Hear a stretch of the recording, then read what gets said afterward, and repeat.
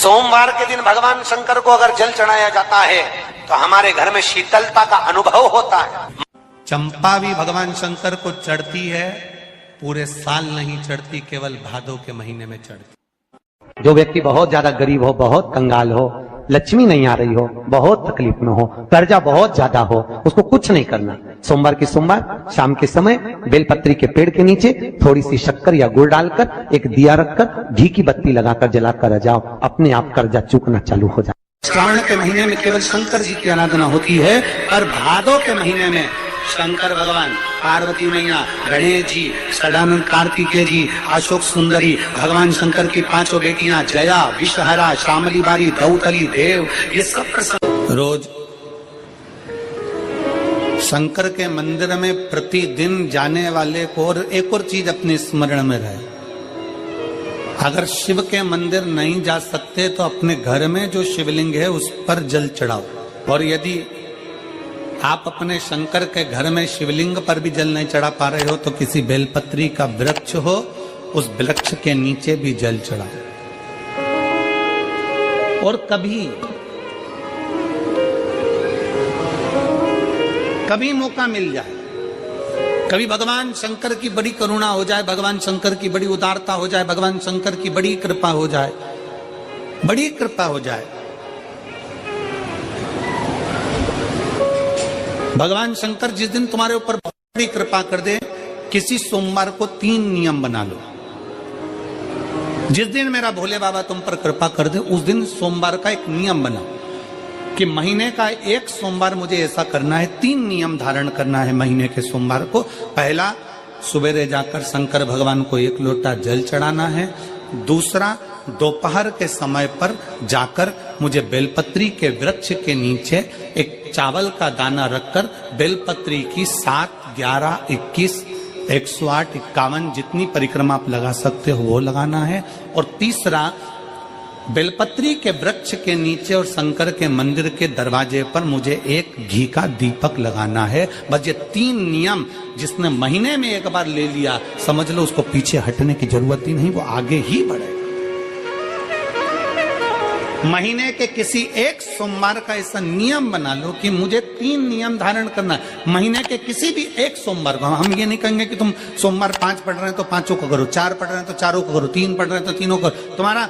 तुम तो महीने का एक सोमवार का नियम बना। और मेरी जीजियों से, मेरी बेटियों से जो विदेश में रह रही हैं, जो कहीं बाहर रह रही हैं, कहीं बड़े शहर में रह रही हैं, जो रोज मंदिर नहीं जा सकते, हर किसी महीने के एक सोमवार को भी ये नियम निर्धारण थे, तो उनसे कहेंगे कि 3 महीने में एक सोमवार का नियम बना लो। 3 महीने में नहीं बना सकते तो 6 महीने में एक सोमवार का नियम बना लो। और 6 महीने में नहीं बना सकते तो 1 साल में एक सोमवार का ऐसा नियम बना लो कि मैं साल का एक सोमवार ऐसा रहूंगी कि सुबह सोमवार के दिन मंदिर में जाकर जल चढ़ाऊंगी, दोपहर में जाकर बाबा को एक अक्षत का दाना रखकर, अक्षत का मतलब है कि बाबा मेरी दिनों दिन उन्नति करना। बेलपत्री के वृक्ष के नीचे जो अक्षत रखा जाता है वो उन्नति के लिए रखा जाता है। शंकर के शिवलिंग पर जो अक्षत रखा जाता है वो रोग मुक्ति के लिए रखा जाता है। अशोक सुंदरी पर जो अक्षत रखा जाता है वो संतान प्राप्ति के लिए रखा जाता है। सदानंद कार्तिकेय की ओर जो अक्षत रखा जाता है वो हमारे बच्चों की सुख समृद्धि के लिए रखा जाता है। विनायक की ओर, गणेश जी की ओर जो अक्षत रखा जाता है वो हमारे घर में कोई मंगल कार्य आ जाए उसके लिए रखा जाता है। और जो पीठिका होती है जिसपे शिवलिंग रखा होता है, पार्वती जी का हस्तकमल, उस पर अक्षत रखा जाता है तो नारी के अखंड सौभाग्य के लिए रखा जाता है। अक्षत रखने का भी तरीका है। एक चावल का दाना कहाँ रखा जाता है, क्यों रखा जाता है, कैसे रखा। अब कई लोग कहते हैं गुरुजी ये शिव महापुराण में आप ये नियम बताते हो, तरीका बताते हो। हम तो उनसे कहेंगे डॉक्टर के पास जाओगे तो डॉक्टर भी गोली लिखकर ये नहीं कह देगा कि ये सारी गोली एक साथ खा जा। डॉक्टर भी कहेगा ये गोली सुबह खाना है, ये गोली शाम को खाना है, ये गोली दोपहर में खाना, ये गोली भूखे रहकर खाना। बोला सही है कि गलत है? ये रात्रि को खाना खाने के बाद खा लेना, ये खाना खाने के पहले, ये नाश्ते के पहले। और सुनो, ये दवाई, ये वाली पीछे वाली जो दवाई लो ना, इसको दूध से लेना, ये वाली जो दवाई लो ना, इसको पानी से लेना। और सुनो, ये डब्बी है, इसको पानी में मिलाकर फिर पीना। दवाई लेने का भी तरीका है, उसी तरह शिव महापुराण में एक एक अक्षत का भी तरीका है और एक एक बेलपत्री का भी तरीका है। अब मान लो कई लोग कहते हैं गुरुजी आप ये तरीका बताते हो शिव पुराण के माध्यम से कई लोगों के मन में संशय जागता है। तो अगर हम एक साथ चावल चढ़ा दे तो उसका क्या तरीका है? तो हमारा निवेदन है डॉक्टर जो दवाई ले एक ही बार में निपटा जाए, एक ही बार में खा ले। दवाई एक बार में पूरी खा गए असर नहीं करेगी, इसमें डॉक्टर का कोई दोष नहीं है। उसने तो बताया था ऐसे लेना ऐसे लेना, और तुमने मैं डॉक्टर साहब ने पूछा दवाई पूरी ली, शाम की दवाई भूल गई थी, सवेरे की दवाई भूल गई थी, ये दवाई भूल गई थी। डॉक्टर कहेगा हमने तो नियम बताया तब तुमने नहीं खाई, तो असर कहां से करेगी? तुम असर कब करती है? जब हम पूजन के तरीके को जान जाए, जब हम अर्चना के तरीके को जाए। आप साल भर का एक सोमवार निकाल लो, 6 महीने का एक सोमवार निकाल लो, 3 महीने का एक सोमवार निकाल लो, महीने का एक सोमवार निकाल लो, अपने से दिल में बन जाए तो एक सोमवार ऐसा निकालो जिसके 3 नियम धारण हो। पहला, उसी सोमवार जिसको कर रहे हो उस दिन सुबह जल चढ़ाना। दूसरे, दोपहर के समय पर जाकर बेलपत्री के वृक्ष के नीचे एक चावल का दाना रखना, और परिक्रमा बेलपत्र की जितनी तुमसे बन जाए, जितनी तुम्हारे शरीर की कैपेसिटी हो, जितना तुम्हारा शरीर चलते बन जाए। हम तो ये भी नहीं कहते कि तुम भूखे रहकर भगवान का भजन करो, हम कभी नहीं कहते। हम तो यहां तक कहते हैं, हमारे पुष्टि मार्ग में यहां तक कहा गया कि वल्लभ कुल की एकादशी करो, भले बकरी जैसे चरो पर एकादशी करो। हम तो यहां तक कहते हैं कि बहुत समय से कल मेरी एकादशी है, एकादशी है, एकादशी है, एकादशी है, पूरे घर को हिलाकर रख दिया, एकादशी है, एकादशी, एकादशी है। बहू टेंशन में, बेटा डिप्रेशन में, पति पपीता ला ला के, सेव फल ला ला के, मूंगफली का दाना ला ला के, काजू कतली ला ला के, सेव फल ला ला के, और सारा सामान साबूदाना और खिचड़ी और ना चिप्स ना जाने क्या क्या ला ला के, बेचारा पति एकादशी आती है वो नौमी से चिंता में पड़ जाता है।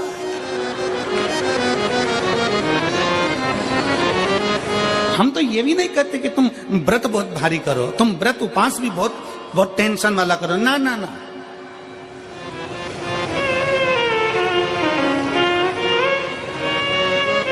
अपने को व्रत उपास भी इतना बहुत भूखे रह रहे हो, बहुत प्यासे रह रहे हो, और मालूम पड़े कि भगवान हमें मिलेगा, भगवान हमें मिलेगा। भगवान कहता है कि देख भाई, मैं भी भूखा नहीं रहता, तू भी भूखा मत रहे, मैं भी चकाचक रहता हूं, तू भी चकाचक रहे, मैं भी अपने। और भगवान शंकर तो ये भी कहते हैं कि अपना परिवार भी मत छोड़ो। मेरे पास में पार्वती भी, एक ही देवता है जो विद फैमिली मंदिर में बैठता है।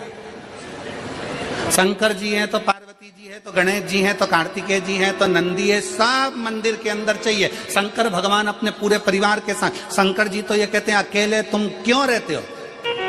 शिव जी की एक बात अपने ध्यान में रखना, कितनी सुंदर बात है शंकर भगवान की, बहुत ध्यान में रखिएगा। आप जौहरी नहीं हो, हीरे को नहीं परख सकते। हम भी जौहरी नहीं है, हम हीरा को नहीं समझ सकते। और भगवान शंकर ने पृथ्वी पर जिसको जन्म दिया उसको जौहरी बनाकर पैदा किया है, उसको जौहरी बनाकर भेजा है कि आप भले हीरा को न समझो चलेगा, पर अपने नजदीक में कोई दुखी है तो उसकी पीड़ा को जरूर समझना। भगवान शंकर कहते हैं उसकी पीड़ा का स्मरण रखना।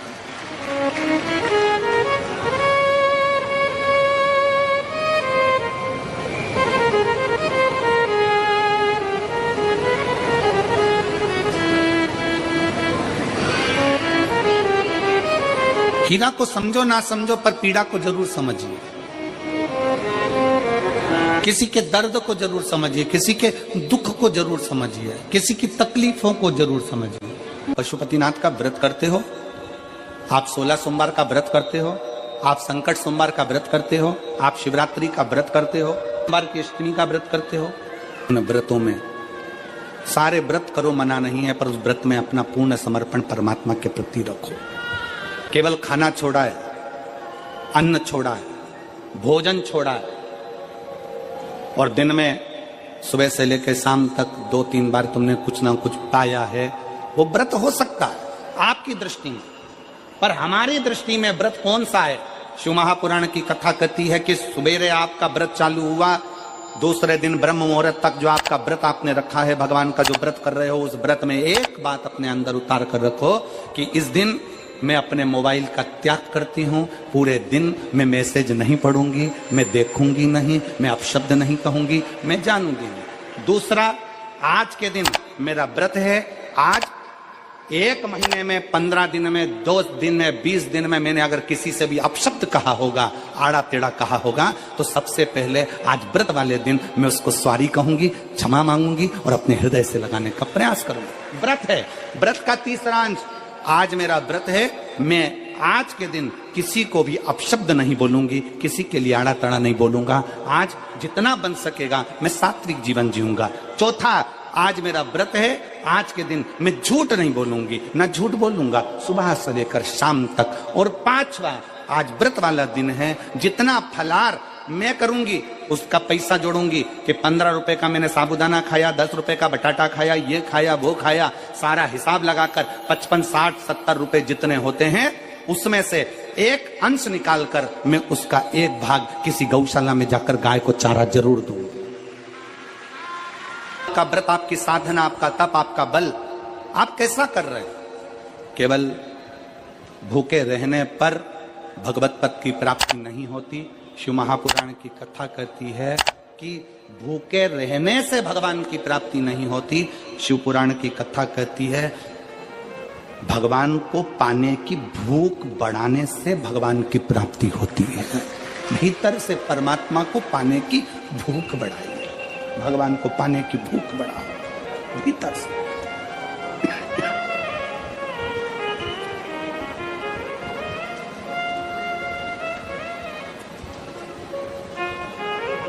व्रत करो मना नहीं, तप करो मना नहीं, साधना करो मना नहीं, पर उस तप साधना में, व्रत में परमात्मा को पाने की ललकता हो आपके भीतर, भगवान को पाने की ललकता हो आपके भीतर, भगवत पद को पाने की ललकता हो आपके भीतर, तो भगवान।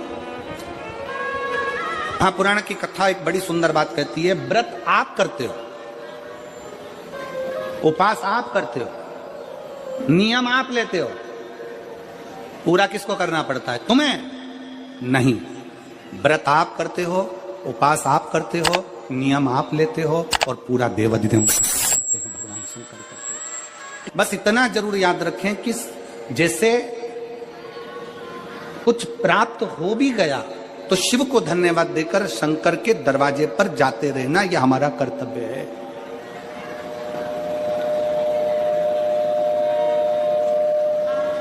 एक बहन जी ने पत्र लिखा था कल। उस पत्र में बहन जी ने लिखा कि शिव महापुराण तप का मतलब क्या होता?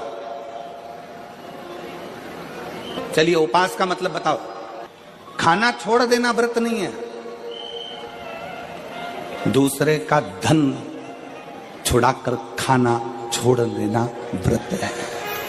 शिक्षा दे देना, किसी को चिकित्सा की जरूरत है उसकी चिकित्सा में थोड़ा सा धन लगा देना,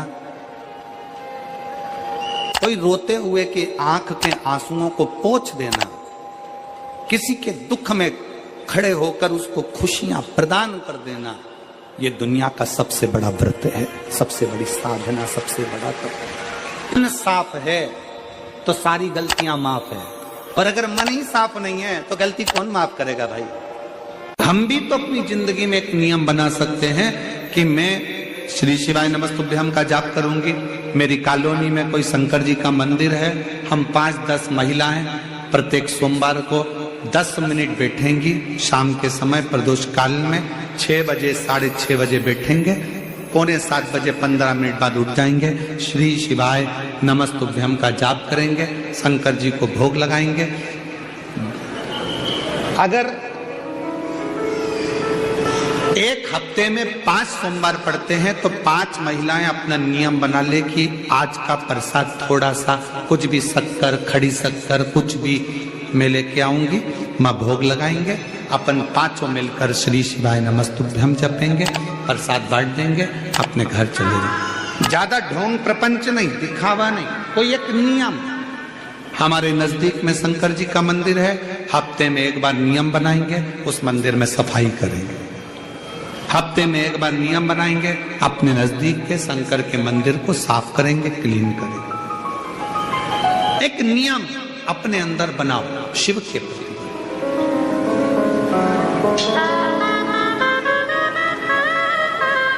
अपने भीतर जब हम नियम बना लेते हैं कि श्री शिवाय नमस्तुभ्यम जपना है, शिव को एक लोटा जल चढ़ाना है, शंकर की आराधना करना है, तो शिव हमारे लिए भी कोई ना कोई नियम जरूर बनाते हैं और हमारा कल्याण जरूर करते हैं। एक नियम बना, इस कथा को सुना तुम्हारे पति को फल प्राप्त हो।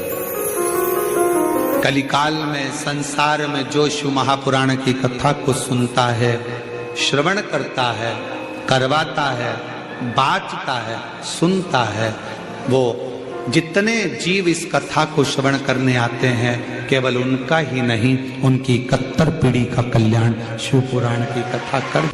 लंबी बाती का प्रमाण अलग होता है। लंबी बाती क्यों लगाई जाती है?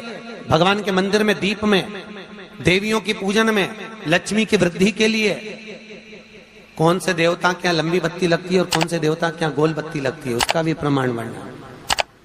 किसी देवी की पूजन करो तो लंबी बत्ती आती है, कुल देवता की पूजन करो तो लंबी बत्ती आती है। किसी मंदिर में किसी देवता को लगाने जाओ तो गोल बत्ती लगती है, उसका भी प्रमाण है। लंबी बत्ती जहां लगाई है, अगर लक्ष्मी के सामने लगाई है तो लक्ष्मी की लंबाई बढ़ती है, लक्ष्मी की वृद्धि बढ़ती है। अगर कुल देवता के नाम की लगाई है तो वंश की वृद्धि होती है। इसलिए हमारे यहाँ अमावस्या पूनम को जो पाटे माटे भराते हैं उसमें गोल बत्ती नहीं लंबी लगाई जाती है, जिससे हमारा वंश बढ़े। नवरात्रि में देवी जी की जो बाती लगाई जाती है वो लंबी लगाई जाती है, गोल नहीं। क्यों? क्योंकि जिससे माँ हम पर कृपा बना कर रखे, हमारा वंश खूब बढ़े, हमारे यहाँ लक्ष्मी की वृद्धि हो। स्थिर बाती, गोल बाती लगाई जाती है ब्रह्मा के मंदिर में, इंद्र के मंदिर में, देवता के मंदिर में। तुलसी के सम्मुख में लंबी बाती नहीं लगती, तुलसी के सम्मुख में गोल बाती लगाई जाती है।